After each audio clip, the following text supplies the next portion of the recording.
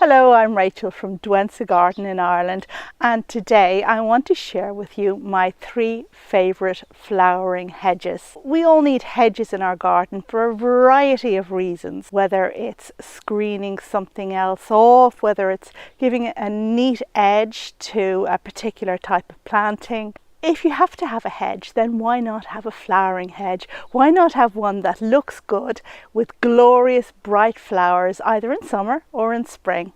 And with that in mind, I want to introduce you to my 3 favourites, which I think you're going to love too.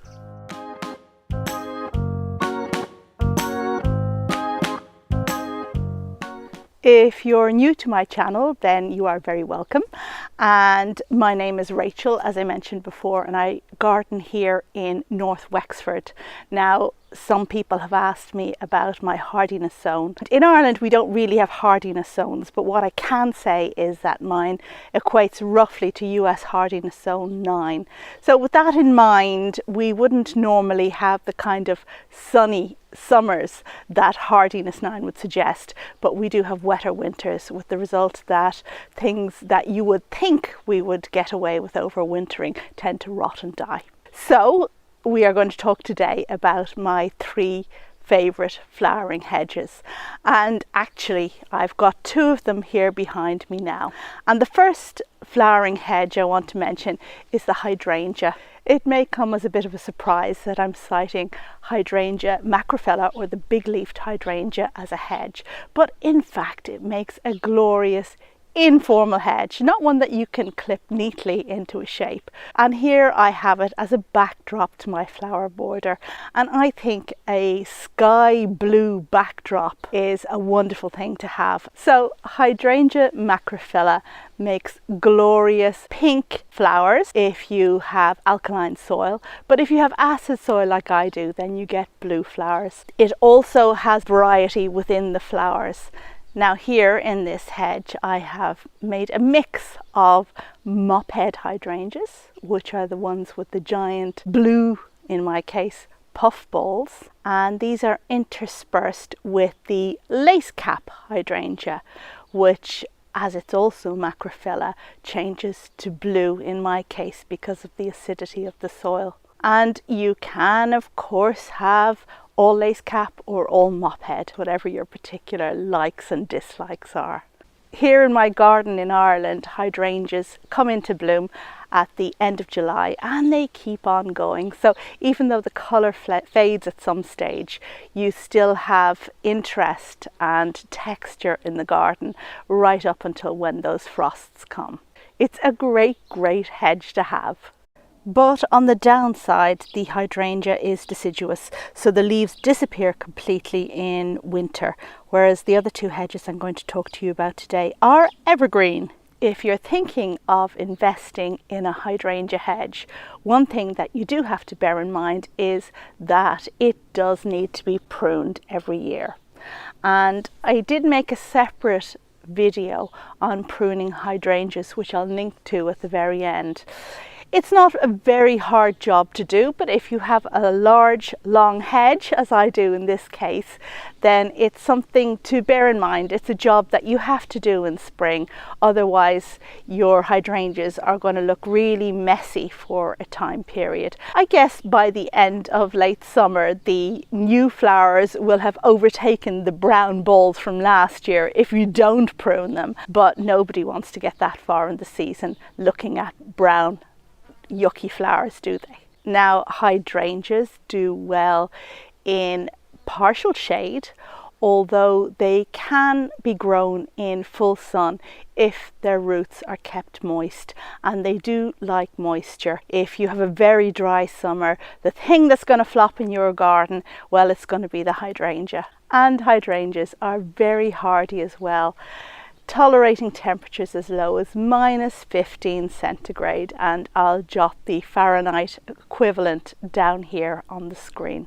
So that's all I really have to say about hydrangea, the big-leafed hydrangea, Hydrangea macrophylla.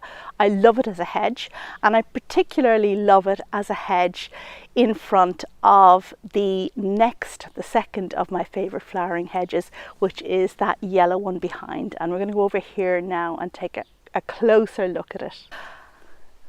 And here we are now in front of the second flowering hedge that I absolutely love in my garden and want to talk to you about today. And this yellow beauty, which is just going over now, is Hypericum hidcote. Now, Hypericum hidcote is really, really glorious when it's in flower. And you can just see smatterings now. It's a mass absolutely covered with beautiful yellow flowers in July.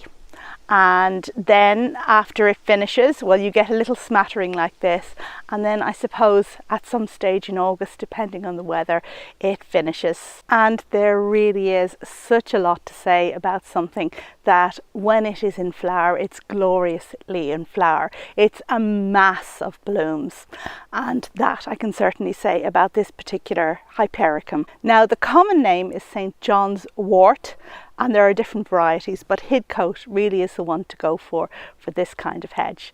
And I really love growing it as a backdrop to my hydrangeas up above. So yellow and then blue, I think, make a beautiful combination.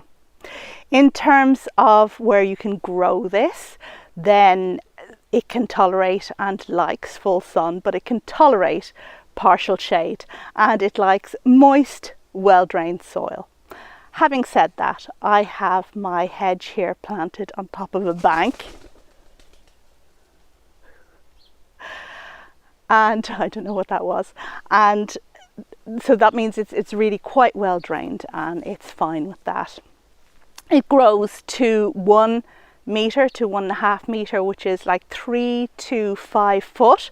But mine, because it's placed on top of a bank, it looks taller than that. And one of the really, really great things about this hedge is that it does not take any work at all. In my climate anyway, it takes absolutely no pruning.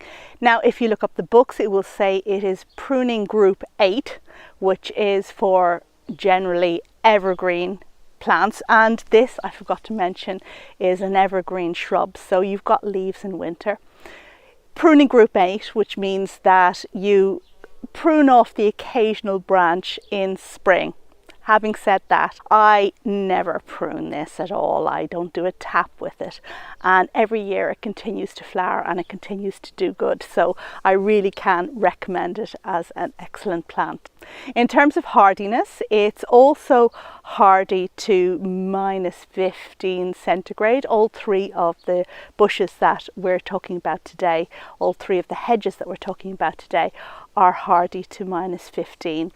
But a few years back in Ireland, we had a really, really cold winter, and one of the casualties was this hedge here behind me. And it was evergreen, but it completely died back, and I had to cut it to the ground. And I was very upset because it's quite an investment to buy a big long hedge like this, and of course with years of growth you don't want to lose all that. I cut it back and I thought that's the end of the hedge, but let's see what happens. And you know what happened? It resprouted, and within, I don't know, maybe say 3 years, I had a hedge of the same height and mass as I had originally had. So it is quite a hardy, sturdy plant, and I highly recommend it as a hedge. And finally, here we are now in front of the final flowering hedge that I want to tell you about today. And this is a camellia. And camellias are fabulous, fabulous flowering hedges in spring. If you already grow camellias, then you'll know how in spring they're awash with double or single or semi-double pink, red or white blooms, and they can make an absolute mass. But what they can also make is quite a neat evergreen hedge, because camellias have glossy green leaves that really lend themselves well to just being a nice hedge. If planting a camellia hedge, then you should choose either Camellia japonica or Camellia x williamsii, both of which are very hardy to the famous -15 centigrade.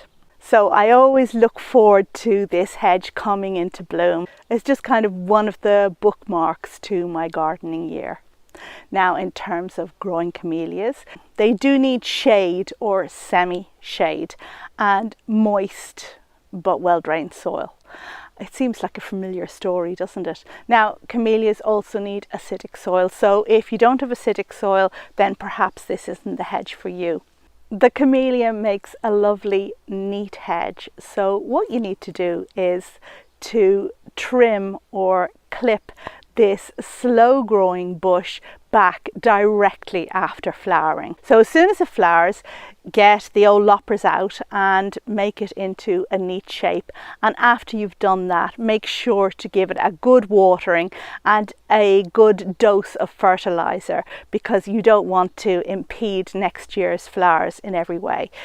And in terms of growing camellias, you should also bear in mind that they need quite a sheltered spot. The wind can damage flowers, and because it flowers so early as well, frost can also damage flowers. But also, if you have it in a position where it gets sunshine first thing in the morning, then that can brown flowers. So during the night the dew lands on the flowers, and then in the morning when the sun comes up they turn brown, which is not a good look at all. So do plant your hedge in a sheltered position. And then the final thing just to bear in mind if you're going to grow a camellia hedge, which I highly recommend, is that you should try and choose one that dies gracefully. And by that I mean when the flowers start to go over, that the plant will let them go.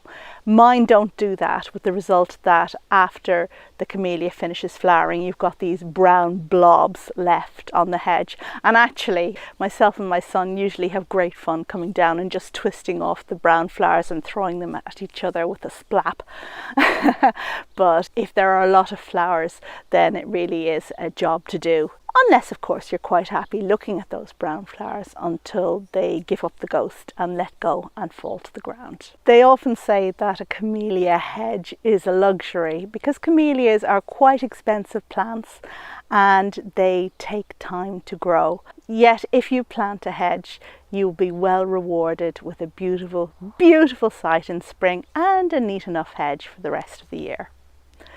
Okay, that kind of brings me to the end of this video about my 3 favourite flowering hedges. If you're thinking of planting a hedge, consider a flowering one. Perhaps they're a little more informal than neatly clipped box or Lanicera or the other ones that are out there, but that backdrop of flowers, that is just amazing, and I think we can all do with that in our lives. Thank you very much for watching, and I will see you on the next video.